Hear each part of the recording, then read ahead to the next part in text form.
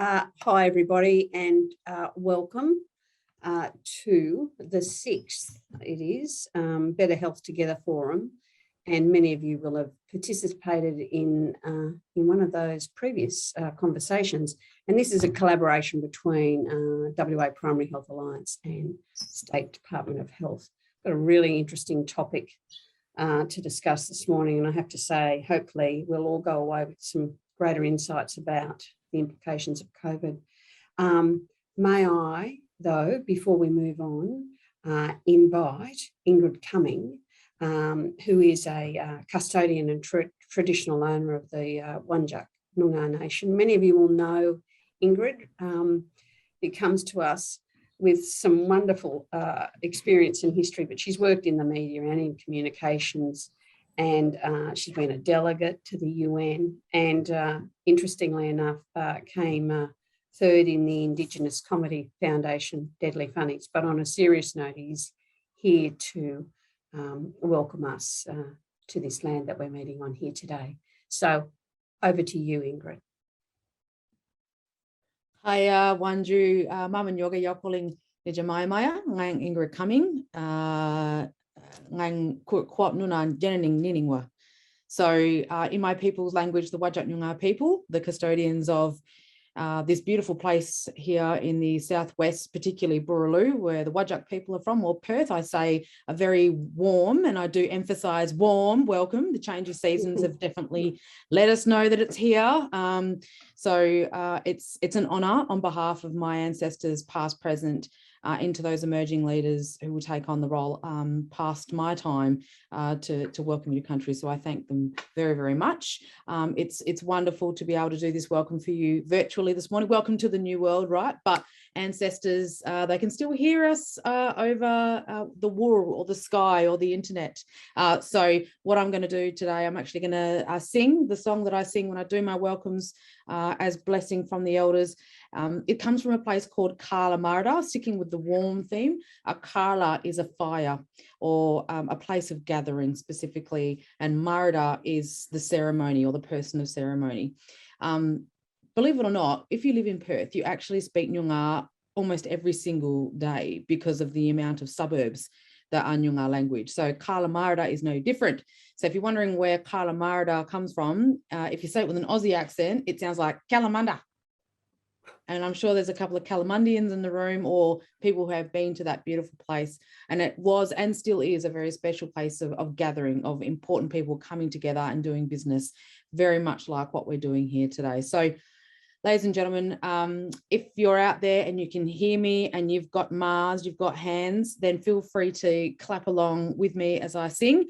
You can join in if you know the words, if you see me do it before, maybe even $50 to anyone who can translate what I'm singing to you. But don't worry, I'll translate it for you after if you don't know, but the offer's there. So I'm going to start clapping. Feel free to clap along where you are. And together, let's call the good spirits of the cooperative wearing of country to today's gathering.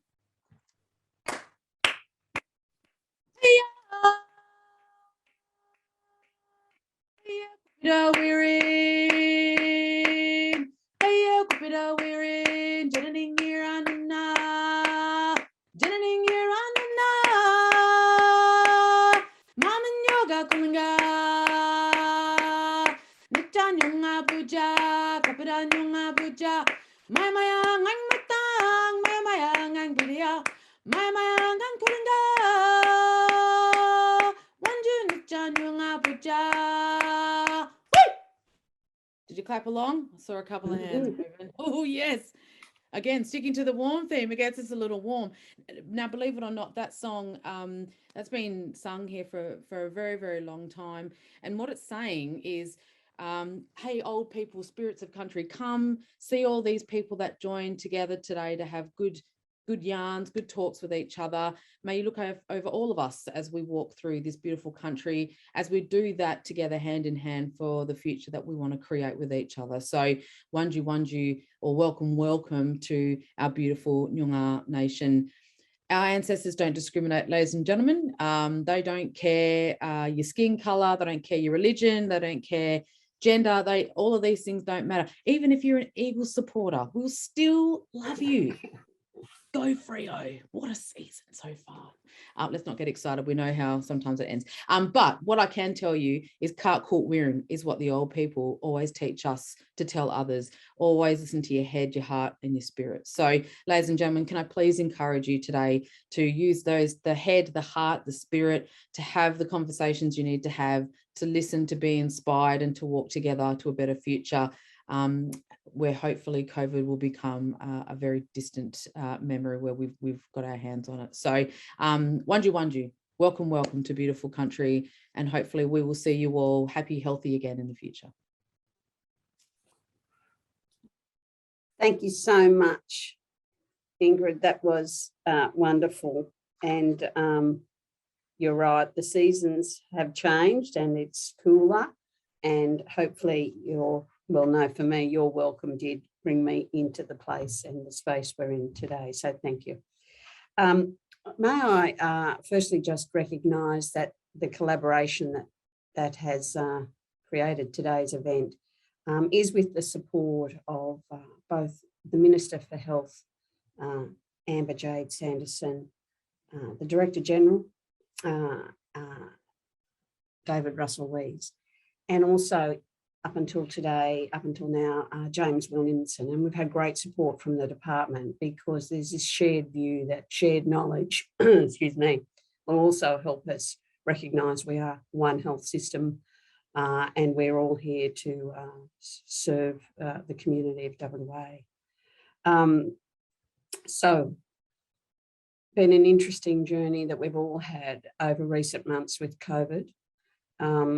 Not over yet, though, is it, when we noted the uptake yesterday, or the uplift yesterday, in the number of people reporting positive to COVID. But this forum is it really enable us to touch base on what are the developments, what does it mean for each of us in our respective areas of work, how do we think through the future implications, particularly of long COVID, which I know from my perspective there are lots of questions in primary care, and as I imagine there are in the tertiary system. But this is an opportunity both to hear from Jeremy. Some of you may have attended the last forum, which was incredibly insightful, I must say. Lots of the feedback from that forum was, how come we don't know this? How come we haven't heard this? And I think this is part of this forum, is to actually share evidence and information that's important to all of us, and to get that information shared in a way that's quite accessible, rather than, I wouldn't ever say this, Jeremy, around journal articles, but rather than necessarily reading a journal article. So this is an opportunity, and there's an opportunity in this today for each of you to go to a breakout room and have further conversations, so that you can ask additional questions and so forth. So it will be somewhat interactive as well as the presentation. I think the last forum we had was in November, feels like a lifetime ago, and I guess we were looking at what might the future hold. There is no doubt the vaccine program, which has been remarkable in WA, has had a major impact on health and wellbeing in a positive way, and COVID. But living with COVID means lots of things to different people. And I think understanding, we've gone through masks, we've gone through close contacts, we've gone through a whole range of things, but what does this actually mean for us now as practitioners, clinicians, service providers, policy people as well? What does this mean for us now to really understand what living with COVID means for us all? I think it's fair to say, even though we had the high numbers only yesterday, we haven't had the severity and the impact on the hospital system that was once thought. It's far more stable, and there'll be some of you within the acute system who might be able to talk to that in the breakout room. But it's not apparent yet how we will respond to what is long COVID. Will it be like chronic diseases? Will it have an impact right across the health sector? So today, Professor Jeremy Nicholson is going to provide some insights on that to help us understand what is the latest information around long COVID, what's it starting to tell us, what's it forecasting, and whether some of the new variants coming through, because that's the other part of this story, or environment we're in, the new variants and the implications of those variants and greater minds than all of us are able to, describe severity and transmission, etc. So I think this is going to be incredibly insightful. I feel like, for primary care, we feel like we've got over a big hump in terms of the vaccine program, primary care responding to people with respiratory conditions, and people are taking a breath at the moment, but that doesn't mean that there aren't some significant challenges ahead. So for us, also being able to work with general practice and primary care clinicians about implications if there is chronicity, what does that actually mean? And we know, do we not, that chronic diseases are one of the drivers of the demands going on in the hospital system as well. So there's something in this for us to take away for the long haul. So on that note, may I introduce the wonderful Professor Jeremy Nicholson to you. Too long a history of academic work for me to describe in full detail. Let me just find my notes so I can give you some of that. Many of you will know that currently, amongst other things, Jeremy is the director of the Australian National Phenome Centre, which we're blessed to have that here in WA, Pro Vice Chancellor of Health Futures Institute, Professor of Medicine, Murdoch, Emeritus Professor, Imperial College. I won't go on, Jeremy, the list is too long. But I think for us, importantly, Jeremy was the founding director of the world's first National Phenome Centre, and then in London, and now, of course, is at Murdoch. So he'll build on that presentation we received in November and take us a little bit further about with what's happened in that intervening period. And then he'll speak to, as I said, the different variances and the implications they may have. So on that note, let's get to the detail of this great discussion, and I will hand over to Jeremy. And we'll be moving into breakout rooms after this conversation. Welcome, Jeremy. Good morning, ladies and gentlemen. Can you hear me? And can you see me? Yes. Good. Okay, let me just share my screen.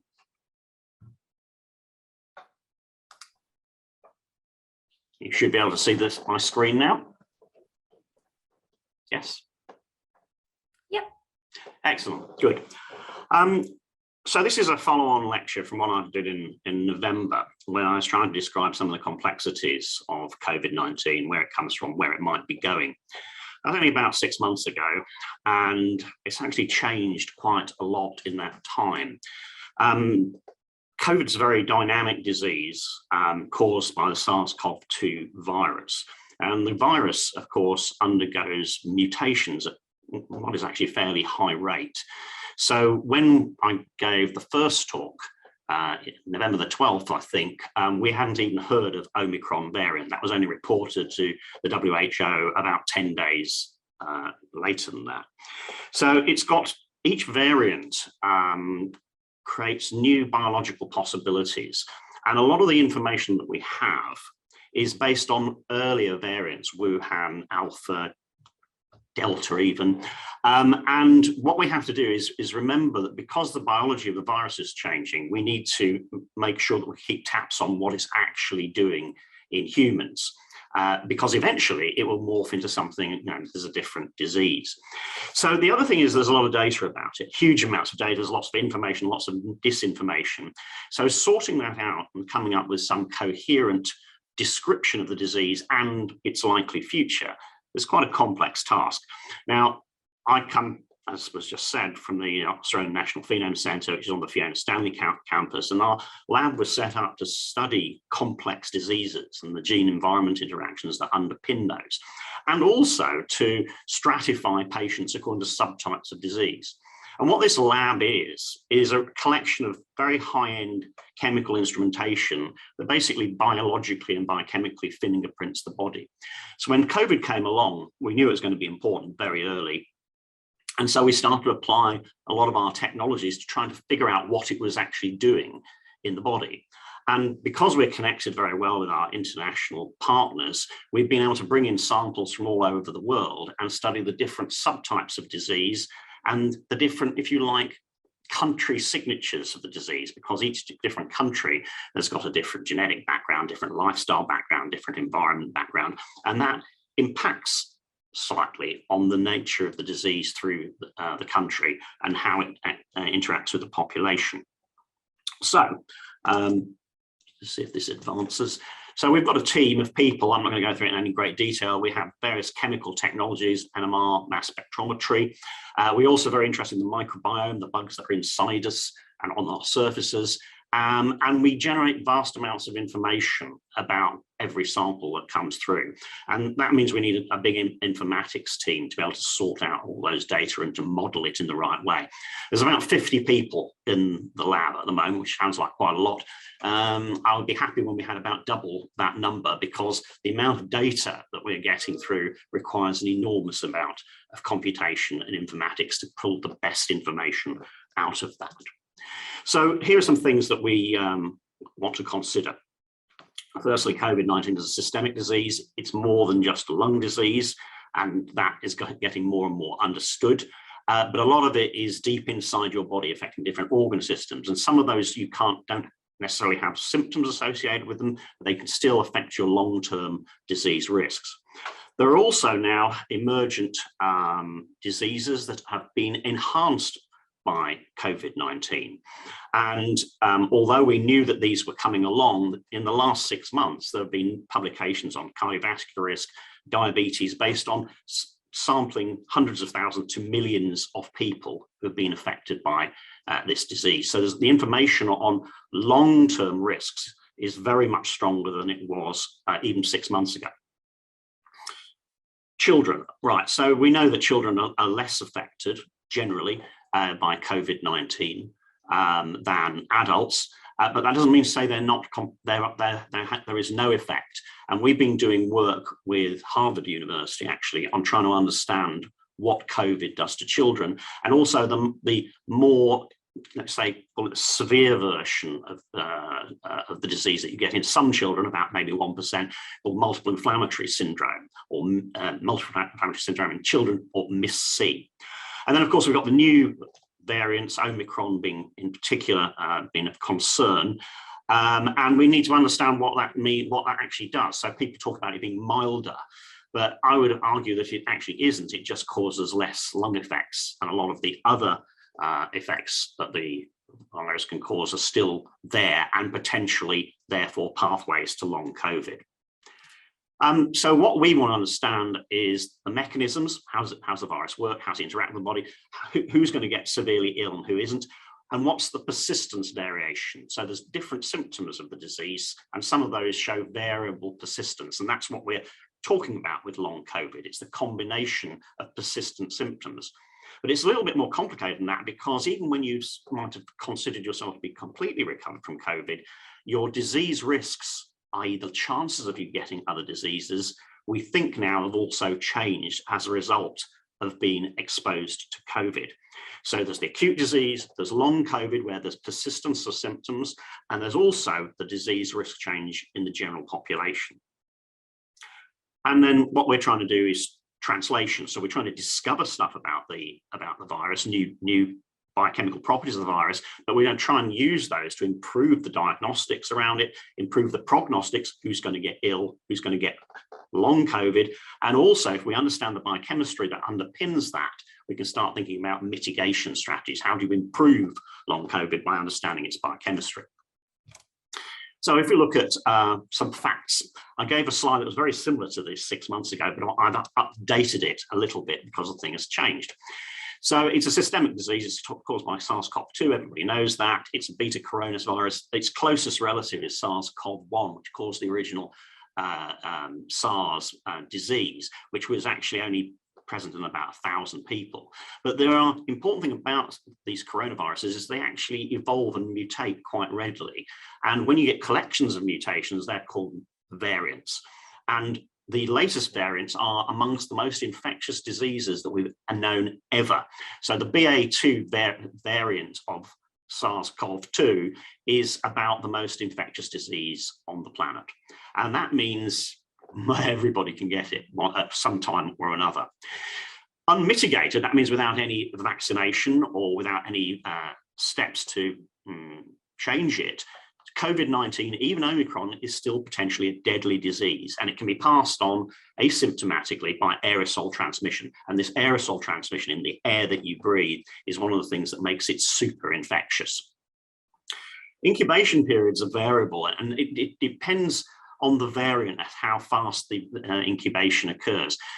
And there was quite a big variation in that. So the original variants, maybe 2 to 12 days. The newer variants have got faster and more efficient at incubating. And it may be down as low as 2 days now for BA2. But from getting the original first symptoms, there's a pathway to either severe disease or not. And that takes about 8 to 10 days. And that was more apparent in the earlier variants because there was less vaccination, but the rules are still applying. So they're super infectious variants that we have around now. And the other thing is, I'll come back to this a little bit later, but triple vaccination is full vaccination, not double vaccination, which the politicians would like you to believe. So you are only really protected properly by having 3 doses. And Omicron in particular requires 3 doses, and that is the one that we've got at the moment. It's more than a lung disease. There's complex multi-system organ failure, which can affect children and adults. Severity increases with age, and if you've got other background conditions, that will make it more likely to get severe COVID. But also, it works both ways. So every background condition you have, COVID makes it worse, and that's because of the hyperinflammatory reactions that it causes. So in long COVID, you get incomplete or partial recovery. So you're not fully back to normal, even perhaps a year or more beyond that. We can't say much more than that because the disease hasn't been with us that long, and those long COVID studies are still in their infancies. And importantly, long COVID can affect anybody and is only partly related to the original severity. So you can still have long COVID even if you were never hospitalized, even if your symptoms were mild, because of the way the virus interacts with the immune system in complex different ways. And we now know that there are increased long-term risks and incidence of diabetes, cardiovascular disease, and also a range of neurological problems. And those are proven now at the population level, involving studies on hundreds of thousands of people. So if we just look at the butcher's bill, 6 months ago when I gave the first lecture, it was 252 million people, which seemed like quite a lot. That was to be cases in the world in 18 months, but we've actually more than doubled that in the last 6 months. The deaths have gone up from 5 million and a bit to 6 and a bit million. And in Australia, which has still been blessedly, less affected than the rest of the world, 6 months ago we had 185,000, and in 6 months it's gone up to 6.1 million. That's quite extraordinary. So I haven't done quite so well in the last 6 months as perhaps we did before, but still the death rate is actually relatively low in comparison to numbers of cases. And that's due to a whole combination of things, partly to do with vaccination rates, but also partly because we know a lot more about how to treat the disease now in terms of the use of anti-inflammatories, etc., than we did in the first phase. So Australia has still done quite well. But if you put those up into sort of fold changes, overall world doubled, increase in deaths have gone up by about 23%. In Australia, in 6 months, it's gone up 33-fold, not so clever, and the death rate has actually gone up ×4. So still nothing to be happy about there. Also, as was just mentioned, yesterday was one of the highest rates ever recorded for Western Australia. There's 10,000 plus cases. And if you scale that up to the US population or the British population, you'll find that infection rate we had yesterday in WA is about as bad as anywhere else on the planet. So we need to really worry about that probably a little bit. Look at the vaccine rollout. We're all thought we were doing very well. In WA, we had 96.4% of the population have had 2 doses. Actually, that is pretty damn good by anybody's standards, and we did it very quickly. but only 76% have actually had the third dose, which is necessary to protect yourself against Omicron. So about a quarter of the population still needs another dose. And that's one of the reasons why we have a huge surge in the case at the moment, because it's getting those people who haven't had the third dose. If we look at our children, we're not doing very well at all. So only 58% have had a first dose and only 40% have had a second dose, and they really need a third dose like they're getting in the UK, but still not approved here in Australia. And I think that we ought to put some pressure on the politicians maybe to change that. The other thing is we've got a sort of acceptance because of the way that society has worked. And we've had, even though the death rates in Australia have been, blessedly low, there's still far too many. And we've got a sort of tolerance to this because we feel that we need our freedoms to go around the world and do whatever it is that we want. And there is a price to be paid for that. And of learning to live with the virus is some people are going to die with the virus. And the thing that I find unacceptable personally is it's the older people, the people who are immunocompromised, and of course the indigenous people who are the people who are likely to pay the price for the freedoms of the rest of us. So there are still societal values that we have to think about here, and the ethics of this, what we do in our lives from day to day to stop other people getting this disease. And that just means basically to try and live and behave a little bit more responsibly. Also, there's very recent, this is 2 weeks ago, I think, the study where they'd actually sampled Americans looking at blood chemistry and looking for the antibodies for the COVID-19. And they found that 58% of the population had been infected at some stage. And astonishingly, 75% of children under the age of 12 had been infected in the United States. So it's something now that's been out in the population. We cannot reverse that. So what we need to do is to understand what it is to have been infected. What does that mean in terms of your long-term disease risks? Also vaccination. So we go back to November 2021, 51% of the world had received one dose, not terribly effective against most things, but that would still be 7.36 billion doses had been given, and giving around 28 million doses a day. Come forward 6 months, we've increased the population dosage to 65.2 for one vaccine, one dose. 11.6 billion doses given, but our vaccination rate has dropped back to 11.4 million, right, a day, right? So even though the disease is at very high rates, we've actually cut back on vaccination, and there's a lot of political reasons for that.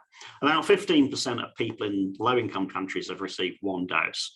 And that's not good enough. And we need to do better at trying to disperse those vaccines. But there are still serious problems of distribution and administration of that. So even if we sent truckloads to sub-Saharan Africa, it wouldn't necessarily get to the right place because they haven't got the organization to be able to deliver it. And again, that is a world problem that we need to be coping with, because so long as those people are out there unvaccinated, then there will be more variants and they will come back and haunt us.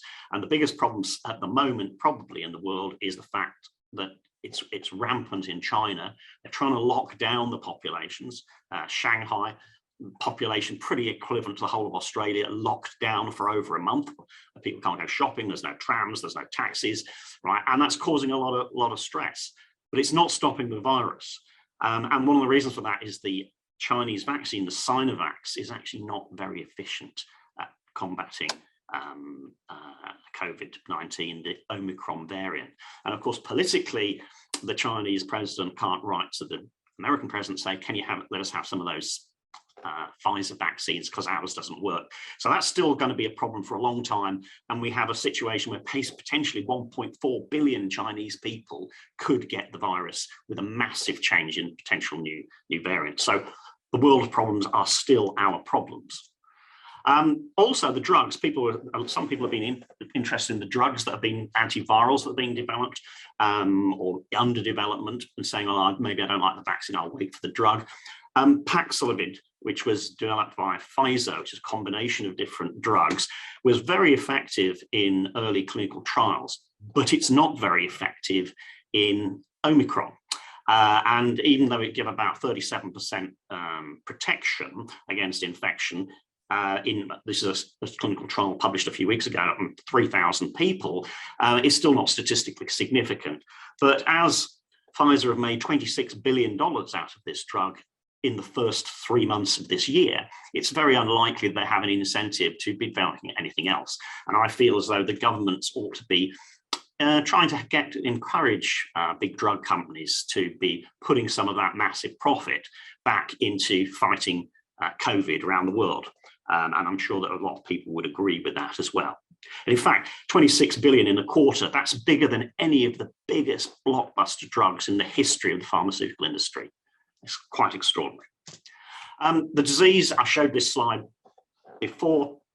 We think of it and we classify severity in terms of inflammatory states of the lung, but it has all the stuff on the right-hand side under the bonnet. And if you look down all those different problems, they in fact affect almost every organ system in the body.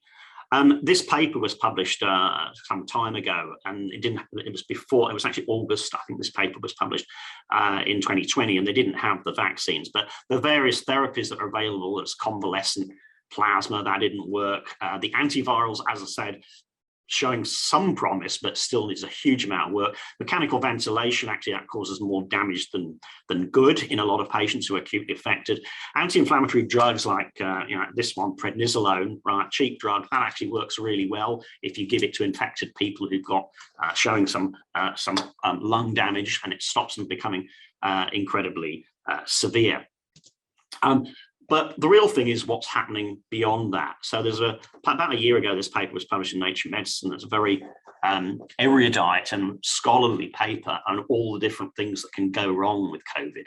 And post-acute COVID-19 syndrome, or PACS, is actually the posh name for long COVID. And it affects all of the different organ systems in the body. And if you look at the time course of COVID from the early in the infection through the disease phase into long term, you can monitor it in various different ways. You can try and detect it using swabs, PCR tests, etc. It changes its distribution in the lungs, so it can make it more difficult to detect it as it moves through the phase. But long term, we're interested in all the different problems it causes. Fatigue is a really common one. It's common in a majority of long COVID patients. There's muscular weakness and joint pain. These are all inflammatory conditions. Dyspnea, that's to do with lung difficulties, lung breathing, cough. Some cases, persistent oxygen requirements. Some people have been on oxygen for a year, right? And that's related to the lung damage that was caused when they're in acute intensive care. Now, one of the good things, if there are any good things to say about Omicron, is that it causes lower amounts of deep lung damage. The virus has changed; it's mutated in a way that it actually affects higher levels of the lung and in the higher parts of the thoracic cavity, if you like, in the lung there. And as a result of that, you don't get some of the most severe lung symptoms. That means you get less lung scarring. So Omicron causes less long COVID for the lungs. That's actually a good piece of news, but it still causes quite a lot of other things that we've got to understand. Now, one of the most worrying is newly diagnosed diabetes. Now, we knew that COVID was diabetogenic. It caused new onset diabetes fairly early, probably maybe by mid-2020, we knew that. And our group was one of the first to publish on that, showing that new onset diabetes was possible even in Western Australian populations. And this paper is actually looking at hundreds of thousands of people. But what they showed was that there was an increase in the type 2 diabetes incidence at about a year after the initial phase of the disease. There's a complex statistics in there. Epidemiologists like to disguise the results in terms of background statistics. What it really meant, those numbers, is there was about a 28% increase in the diabetes incidence in people that had COVID over people in the background population. Okay, 28% increase over the background. When you scale that up to 500 million people, that's a lot of new diabetes. And in this paper, they say, this should really be monitored now. Anybody that's had COVID should really be going off to the doctor and trying to get a diabetes checked, because diabetes in its own right is not very symptomatic until it becomes severe diabetes. And that's the thing that we need to worry about now.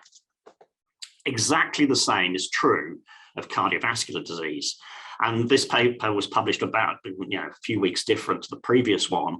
And basically, if you look down, it's all sorts of cardiovascular outcomes at a year.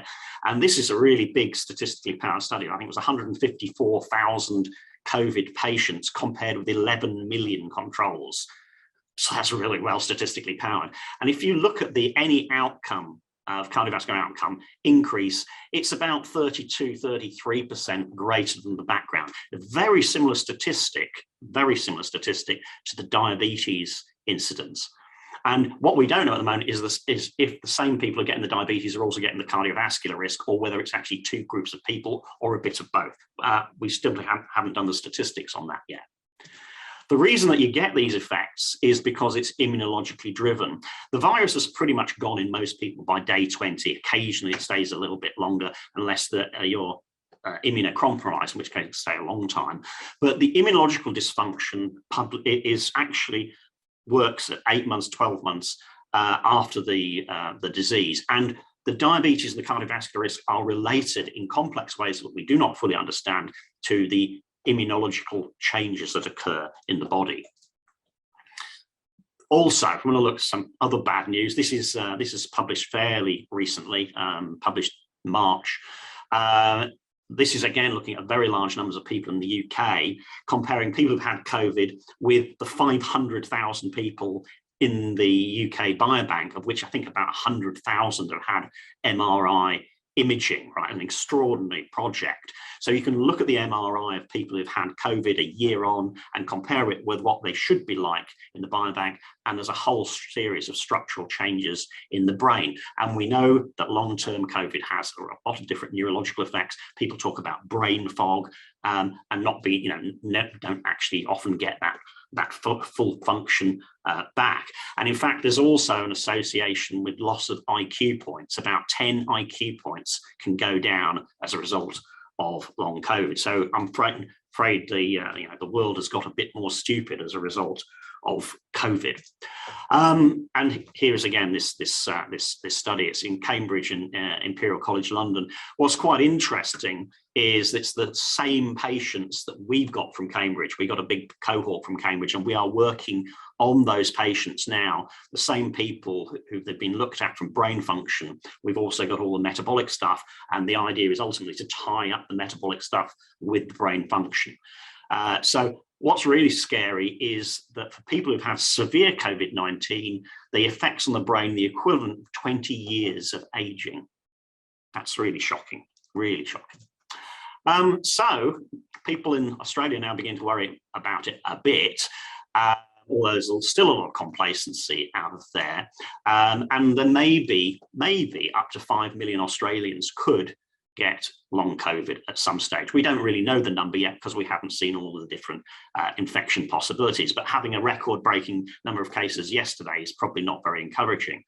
I thought this was quite interesting, which tells you a lot about the Australian attitude to these really complex and expensive things. Charity and leading peak body called on the government to invest 2.1 million over 3 years to support people with long COVID and people with pre-existing lung disease. Very laudable. 5 million Australians, that's 42 cents per person. The number that we're going to have to put into this is going to be bigger than that, especially if you consider all of the other different possible outcomes of long COVID. So we've managed to create a collection of samples, bringing them in from all over the world through our collaborators, working with Cambridge, working with Harvard. We have samples from some very interesting studies as well. So we have a fantastic laboratory, and we've got tens of thousands of samples now. So we're at one level very happy we can do the work that we want to do. We've got a so-called PC2 level laboratory, so we can work on live virus, and every sample that comes in, this is usually a blood plasma sample or a urine sample, it goes through a multiple layers of analytical chemistry. So we have all the different possible biochemical systems measured at the same time on the same people, and we can try and tie those in together in terms of a systemic response to the disease. So, as I said earlier,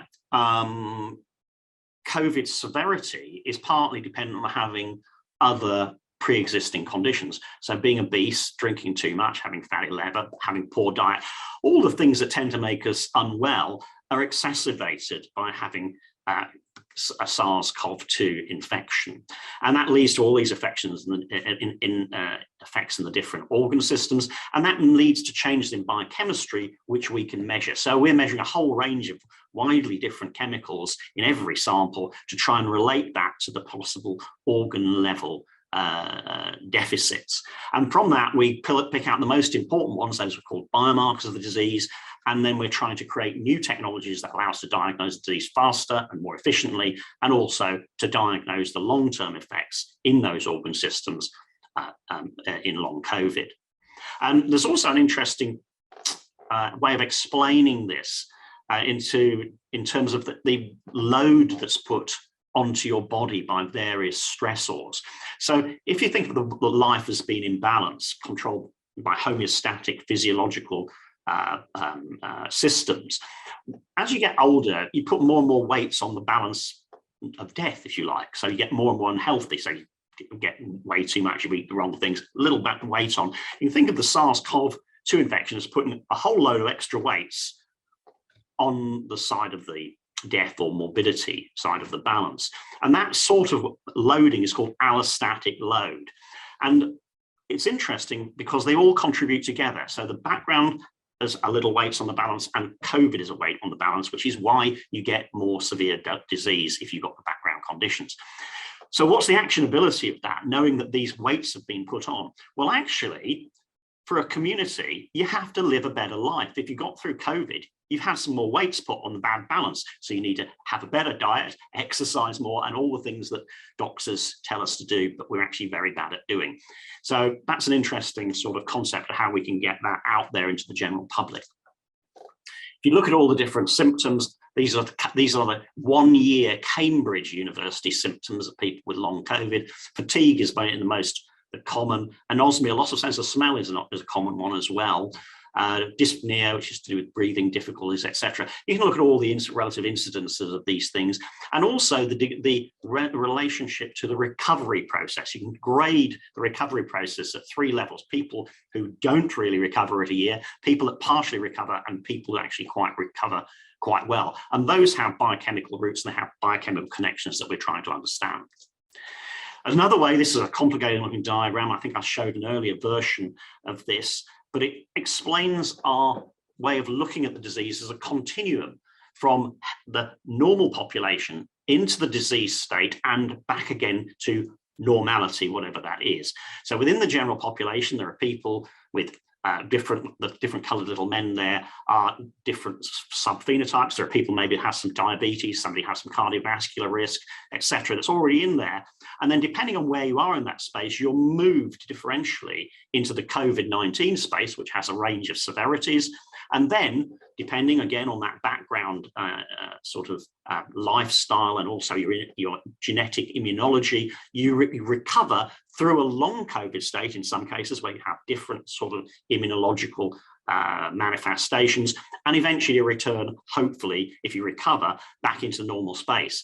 But the really interesting thing, which we don't understand, is if you start off in that space and you go around this, do you end up in that space or do you end up over here? So what that really means is that's an active disease condition. This is a recovering disease condition that's still highly abnormal. This is still within the normal space, but with different risks. And what we think now is that COVID, having had it once, returns you to a different position in space, which changes your disease risk long term. And that is even when you've had mild disease. Now, more severe the disease that you have, the more likely that you will have a long-term risk. So if you've been mildly affected, then hopefully you haven't been changed very much in your risk space. Similarly, vaccination also stops you going more into the severe risk area, in the severe disease state. It makes the disease more mild, and therefore you're more likely to return to normal. But what we haven't got for this yet, and is what we're trying to do, are new metrics that allow us to assess functional recovery into the population. And the way we're doing this is we're using some of the great Australian epidemiology studies. There's a particularly good one, the Bustleton Healthy Asian study, as a way of mapping out what normality looks like.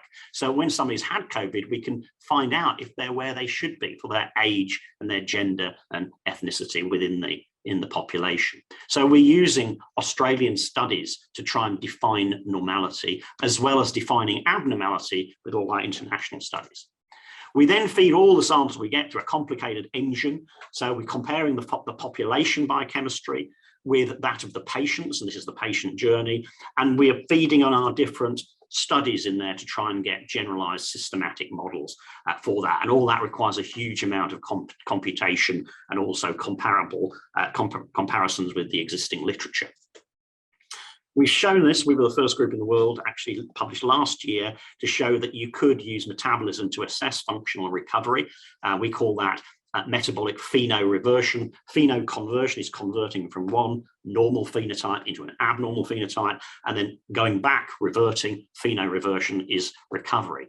So because we measure many, many different metabolites and many different organ systems at the same time, we can build a dashboard, not only for the general population, but also for individuals to know if they've recovered or not, and also if they haven't recovered, what specifically might be wrong with them, so that we can use interventions to try and mitigate the effects of long COVID. So the journey from normal into different severity spaces and back into the long COVID space. Now, this is work that we've done with Cambridge. It's a bit of a complicated looking slide. What we've done is we've modeled data from multiple different analytical technologies, measuring immune parameters, which was all done at Cambridge, and all the metabolic parameters, which were done here in Perth, and trying to look how they all interact to predict whether or not you're going to get long COVID. So if you can take samples from people early in their, let's call it COVID experience, from that we can build mathematical models which predict whether you're likely to get an effect. And if you can predict somebody's not likely to have a long-term effect, then we can start modifying the therapy potentially earlier and intervening to minimize the long COVID levels. So with this, all the different parameters that we can model, this is not the full exhaustive set, you can tick them in, tick them out, and build predictive models to see how good those parameters are at determining the long COVID output. And that's that little graph built up. And what we can show is that small molecules, the things that we measure, give you sort of very high prediction, around 88%. All the different immunological parameters, right, and that's they measure about 40 different cell types here. That is very expensive and complicated to do. That's actually not quite as good as measuring metabolism. So that's actually, for us, I mean, it's probably disappointing to the Cambridge immunologists, but for us, that's actually quite good, because it means we can take a plasma or possibly even a urine sample in the future and start to make predictive models about long COVID. And it means we can also click these things on and off and find out which are the most important things that you need to measure in order to predict the outcome. So this is a true translational tool. It actually is online, and you can click on the things and you can play with the data. And we will end up, hopefully, to have a solution that we could deploy into a hospital environment where you can make the minimalized structural measurements that are needed to be done, and then the doctor can play around with these things and figure out whether or not the patient's going to get long COVID, and maybe which pathway you need to be intervening with to improve their health. Now, that's a very complicated looking thing. Let's take just one example of a clinical marker. What we do in our lab is we explore biochemistry using a range of instrumentation. And some of this is very sophisticated and expensive. And then we put it all together statistically. And this is an example of where we're using blood plasma, using NMR spectroscopy and mass spectrometry together in order to pick out new biomarkers of cardiovascular risk. So we've actually done that. We even filed a patent on that about in February this year, a worldwide patent, because the cardiovascular risk that's increased by COVID can be detected biochemically. And this is the paper that goes with that. But what we really want to do is to be able to translate that very expensive, complex profiling into something that can be done in a a hospital or in Path West or whatever.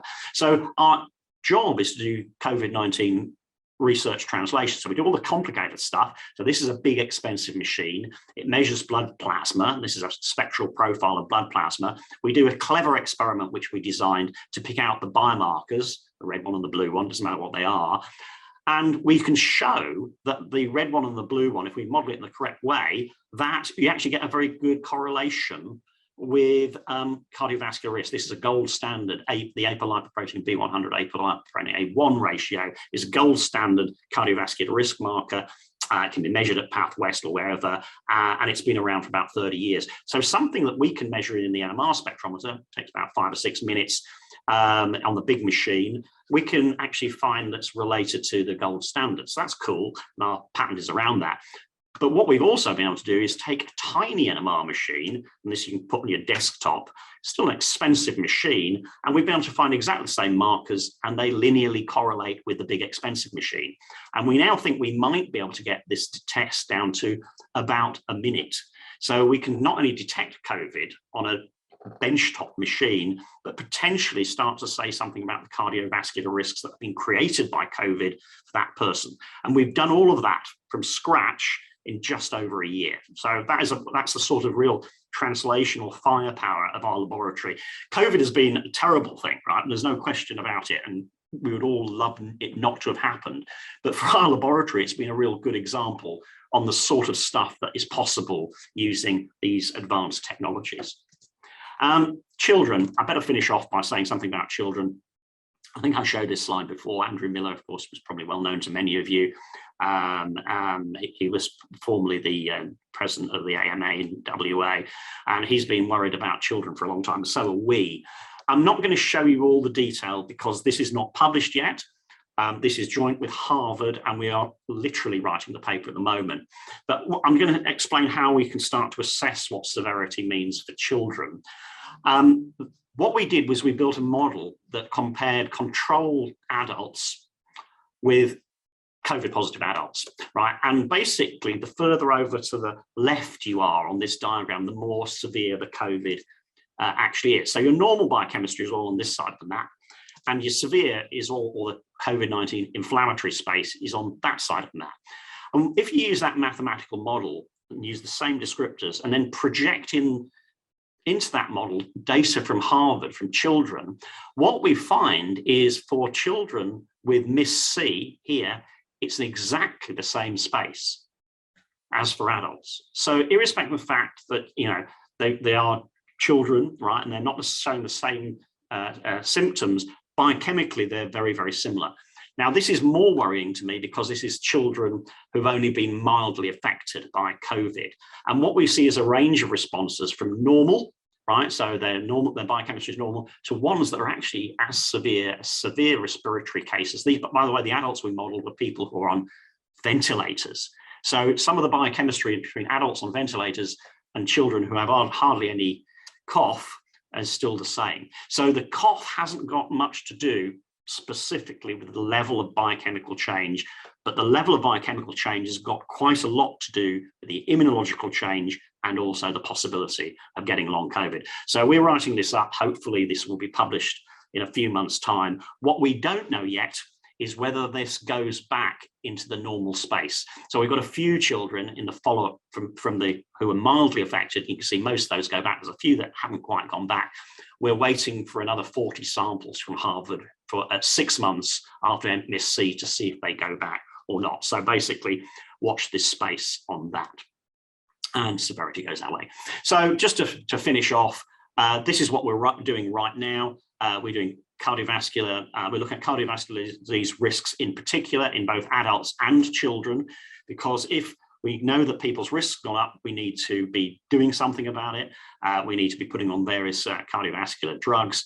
We're looking at the immunometabolic mechanisms, trying to understand why some children get the severe immunological disease and others don't. We're interested in the new onset and the post-COVID diabetes, which looks as though it's going to be a long-term problem. We're interested in the neurological complications of COVID-19. It looks as though COVID-19 causes something that's very similar to ME and CFS, chronic fatigue syndrome, which have been difficult to study in the past. And it's possible that COVID will shine new light on that very worrying and annoying and really horrible long-term fatigue syndrome, which actually quite a lot of people in Australia have got already. And we're also developing the technologies for new diagnosis and clinical monitoring that will work at scale so that we can use it for our general population. And ultimately, we want to inform future healthcare policy about what to do about the disease. And that requires agile decision-making and information transfer, something that actually the world is not very good at doing, and Western Australia particularly not good at doing, I would say. So we want to try and improve all of those things. So finally, I just want to say thank you for listening, and I'm happy to take questions. And also thank you to the Murdoch teams, the UWA teams, and the teams around the world that are working with us, and our funders, in particular Spinnaker, who were early adopters of the idea that long COVID might be a bit of a problem. And I think we actually got Spinnaker funding. The first project in the world for long COVID was funded by Spinnaker back in about May 2020. So thanks to them. Thank you. Thank you, Jeremy. That was just very, very informative. Thank you. I feel like I'm going to need to watch the video and take it all in again, because there was much in there I think for all of us. We're going to quickly break everyone into small breakout rooms just for a quick chance for a discussion and to formulate up a question or two to put up on Polly. In the past, you've all talked about the sort of real value in just having conversations with your colleagues. So we'll just shorten this down, I think, to about 10 minutes. But it gives you an opportunity to discuss, the range of topics that came out of that. So you'll see Polly when you're broken into your room. You'll be able to see Polly, and I'm just going to look here.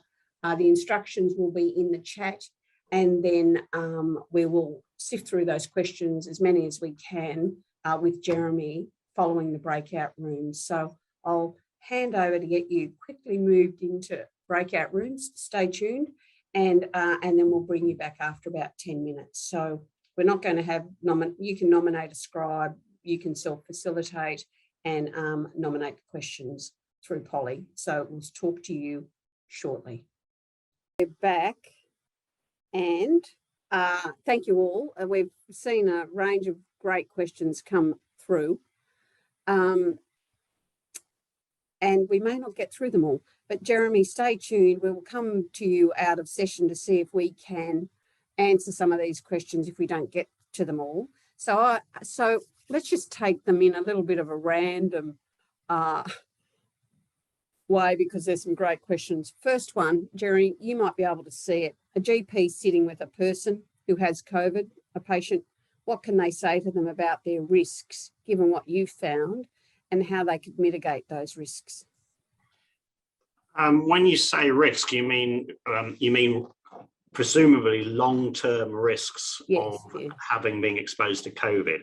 Yes, that's what I assume. Yeah. So because there's another risk, which is getting the disease again, and those are not the same. Those are not the same. True. Right.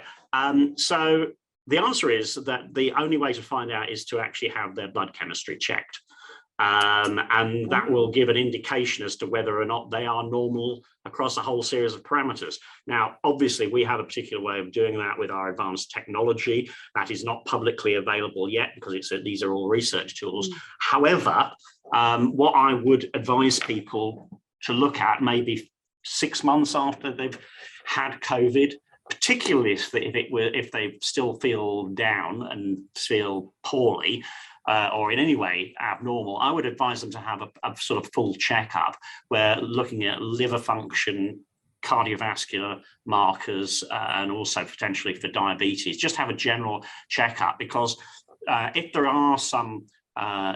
is some long COVID, it will be picked up probably by the conventional clinical tests, particularly if you know what you're looking for, and we know some of the important risk areas. Okay, that's great advice. There's a couple of questions about, I'm going to use the word health promotion, but how do we, and what's your view, I guess, about how do we get this some of this information about into a public domain for people? I just saw, there you are. Is there a benefit in health promotion now, educating the public about improving their health, etc., to reduce, severity and so forth? I think there's a short answer to this, but I'll be interested in your views. So the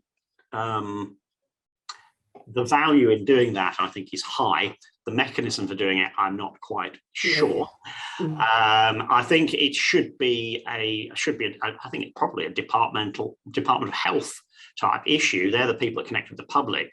I mean, you can, of course, involve the press and the media. I mean, they tend to be sort of bandits in this as well. They'll go for whatever, or sell a newspaper, or get headlines, and that's not always the best message. Messaging around this has to be quite careful, particularly with the children's stuff, because we're not there yet. I must make it very clear that our work has still not been published. Because we're writing it up.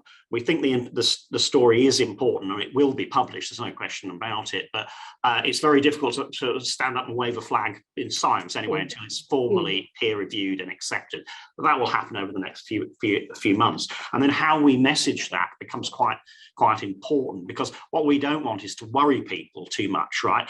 The thing is, in some ways, why do you worry in life, right? You worry because something bad's going to happen to you. Can I do anything about that?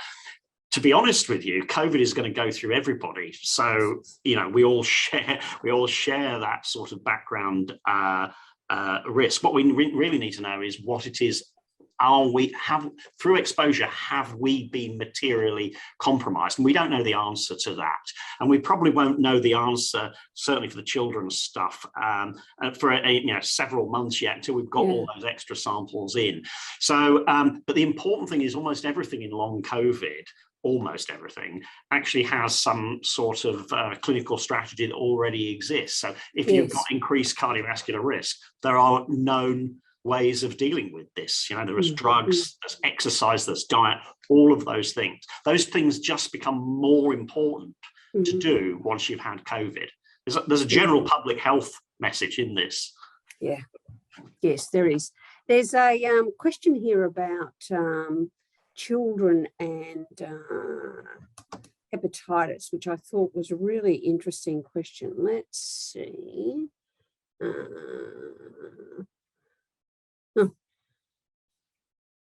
There is a thing about that, repeated infection.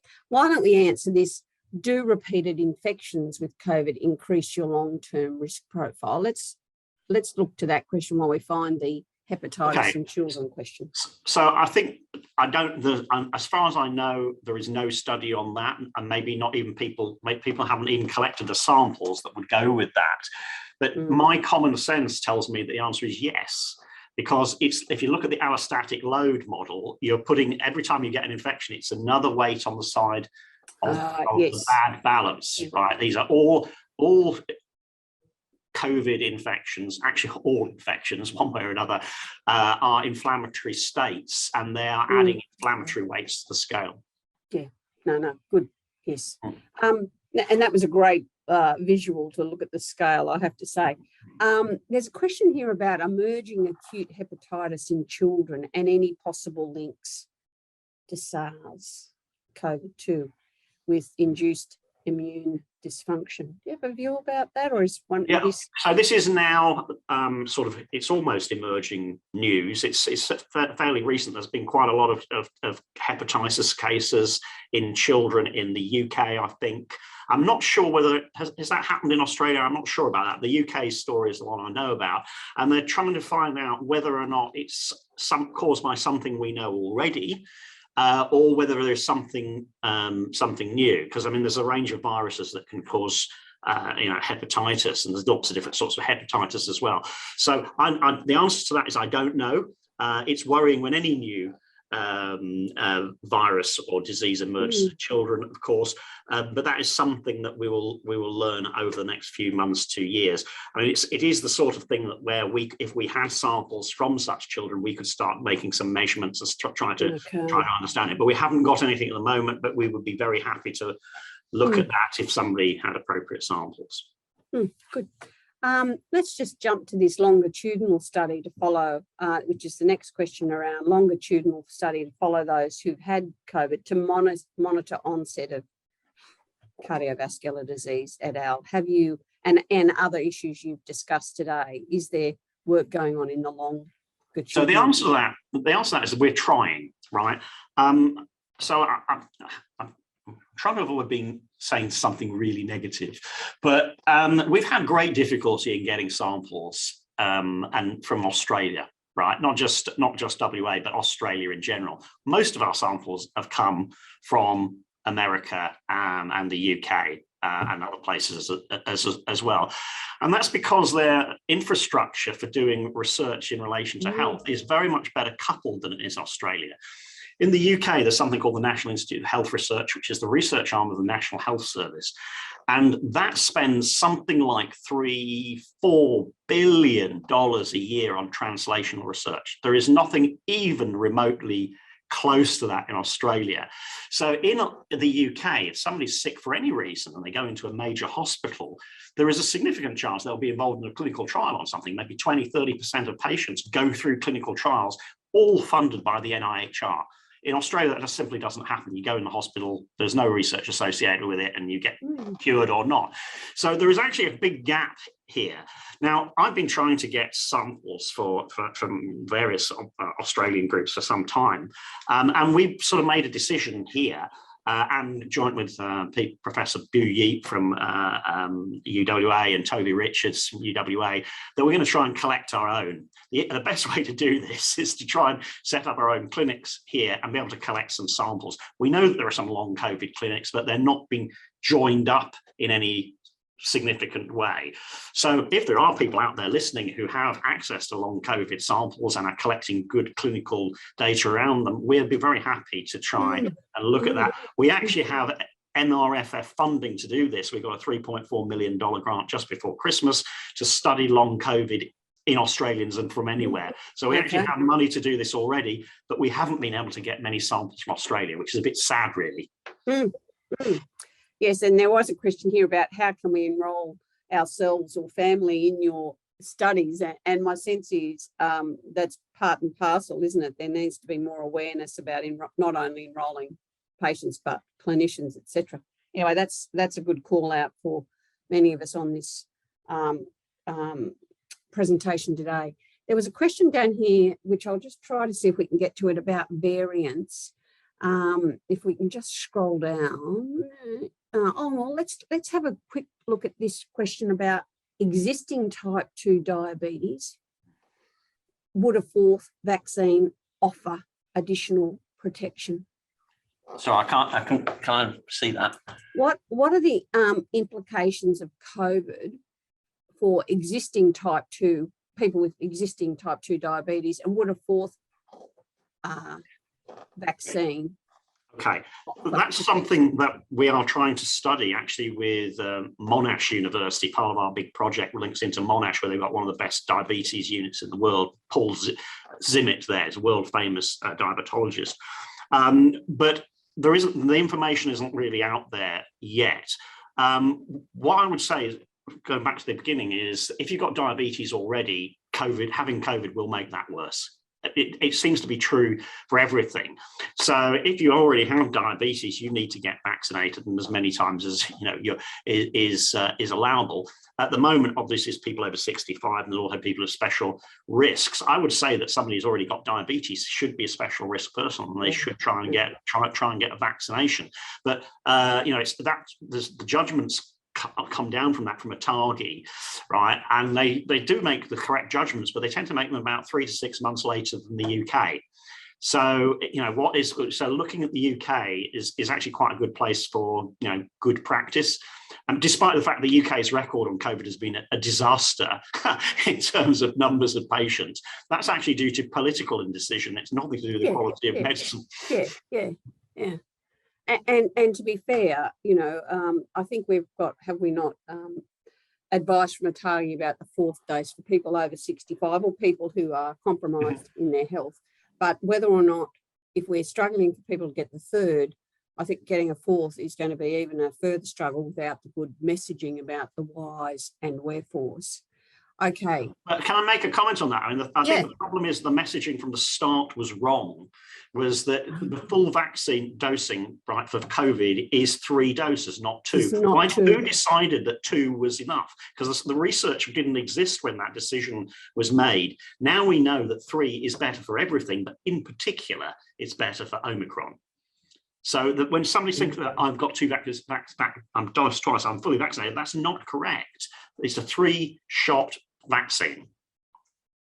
And in a sense, that's another, you know, I think part of this environment's been mandatory vaccinations.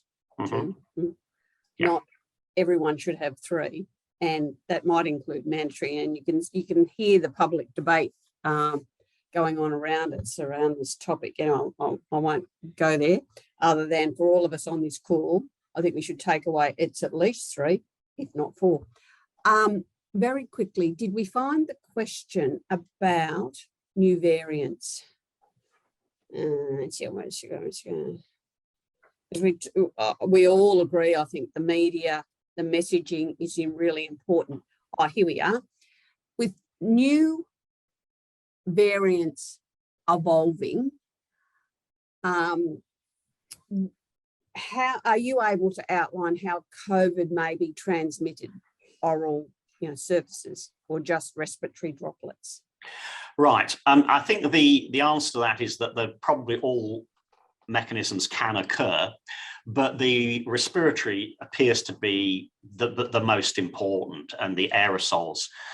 So we spent a lot of time in the early days disinfecting everything, but in fact it's in the air.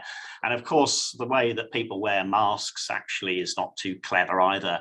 I mean, when I was in London recently, people were on the tube wearing masks, but they were wearing them around their neck, which is really quite dumb, right? So you know, the mask that you're wearing is not to protect you, it's to protect other people again. And maybe that's also part of the messaging, to flip that about protecting others, because you never know, do you? Absolutely. And you've seen in Perth, you know, people taking their masks off pretty quickly, even in the supermarket. Okay. Unless there's a burning question there, and I think we've sort of moved up and down these pretty well, I have to say. And there's much for us all to take away in terms of our own places of work or places of influence about messaging, and I think beginning to engage and inform not only clinicians but the community. But we'll attempt to bring the questions together to see, for those questions that we may not have answered directly, because some are a bit of an answer which is yes, i.e. should long COVID clinics be multidisciplinary and linked to primary care and hospitals, or be specialists only? Well, the answer is probably multidisciplinary, probably linked would be best because of the chronicity of what people experience. But anyway, I won't go on. So we'll answer those questions and talk to you, if that's okay, Jeremy, about those that actually relate, you know, very specifically to your work. I have to say though, there was another very insightful presentation, Jeremy. And I think given where we are in this living with COVID environment, for want of a better term, is a reminder to all of us about what we need to be doing in the environments we're in. You know, I take the notion of the question that was asked about GPs and the COVID patient in front of them and what would they do. How we promote that information out into general practice becomes really important. So sincere thanks once again. You mentioned that your work is about translation, and to be fair, listening to you today, the translation into practice for the broader community of clinicians and so forth is evident. And I can only thank you for that, because I think it's really important. People are very cognizant. They want to take action that is based on the evidence and deliver services based on the evidence as much as we have. And even though it's an evolving environment, I think you've explained much to where we've come in the last 6 months, let alone the previous forum. So I'd really like to thank you on behalf of everyone. But I'm going to hand over quickly, if I can, to Megan Burley for a close. So if Megan, you're on the line there. So, there you are. I'm here. Thank you very much, Leanne, for your very smooth and expert facilitation of all those questions. And sending out a huge thank you to Jeremy, who has donated his time today to increase our understanding and awareness of the emerging picture of COVID and long COVID. And we've been privileged today to hear of that emerging research, which Jeremy is certainly at the forefront of. We still have a lot to learn, and I think the more we can have information sessions like this, it increases our awareness and gets us starting conversations about how we can manage not only the acute phase, but what is emerging as long COVID, which many people may experience. I also want to acknowledge all of you for participation and discussions that occurred in the breakout rooms, and the questions that came through Polly show that there's still a lot of interest out there about many aspects of this disease as we learn more about its trajectory and its impact on our population and the people that we're likely to see in our healthcare services and how we can best plan for those. I am very honoured to be able to provide these closing comments to you. I am, as Leanne said, I'm Megan Burley from the Department of Health. And this forum is a partnership between WA Primary Health Alliance and the department, and is yet another activity that represents the partnership principles that demonstrate how important it is for us to work hand in hand with primary care and our secondary and tertiary services. So not only through this forum, but with a lot of other activities happening at each of the different health services to bring better integration between the primary care and the tertiary sector. On that note, I'd like to bring this session to a close. I will just let you know that you will be getting a couple of emails over the next few days. One of them is very important for us, for you to be able to take some time to complete a survey. We, myself and our partners at WA Primary Health Alliance, take the information that you provide us very seriously, and it will help us inform what will be of most interest and value to you for our next Better Health Together forum, which will be later in the year. So please do fill out the questionnaire and guide us as to what will be of best benefit to you. On that note, I'd like to thank everyone for participating today. Thank you very much to Leanne and your team for all of the work behind the scenes in putting this together. And thank you to Jeremy, who has committed to being able to provide answers to a number of the questions that we didn't get to today. That will be emailed to you as well, but not tomorrow. Jeremy needs a little bit more time to digest and to put the responses together. So without further ado, I'd like to bring this session to a close, and I look forward to seeing you all at the next Better Health Together forum later in the year. So keep your eye out on your emails. Thank you very much, and goodbye. Thank you. Bye-bye.